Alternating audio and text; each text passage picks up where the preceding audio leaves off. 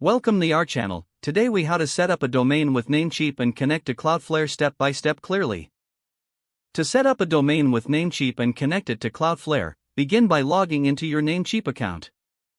If you don't have an account, create one by signing up on the Namecheap website. Once logged in, navigate to the domain list section on the left sidebar. Locate the domain you want to use and click the Manage button next to it. In the Domain Management page, find the Name Servers section. Select the option that reads Custom DNS. Now open a new tab and go to the Cloudflare website.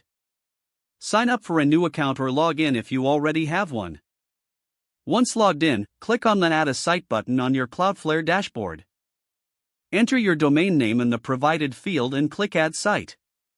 Cloudflare will prompt you to choose a plan. Select the one that's. After the scan is complete, review the records listed to ensure everything looks correct.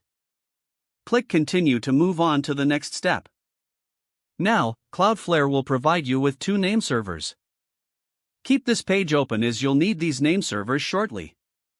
Return to your Namecheap account. In the Name Servers section, enter the 2 name servers provided by Cloudflare.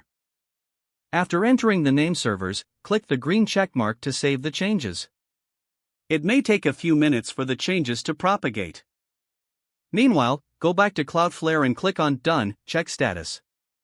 Cloudflare will check if the name server changes are complete.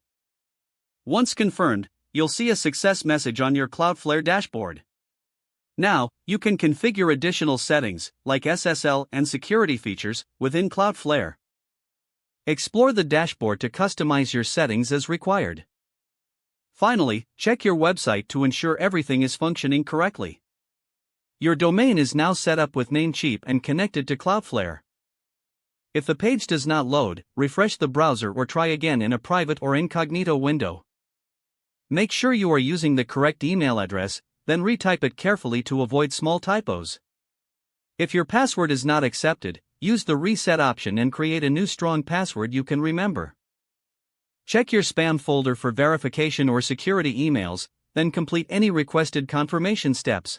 Enable 2-factor authentication if available to improve account security and reduce unauthorized access risk. Don't forget to like this video and subscribe to our channel for more step-by-step tech guides.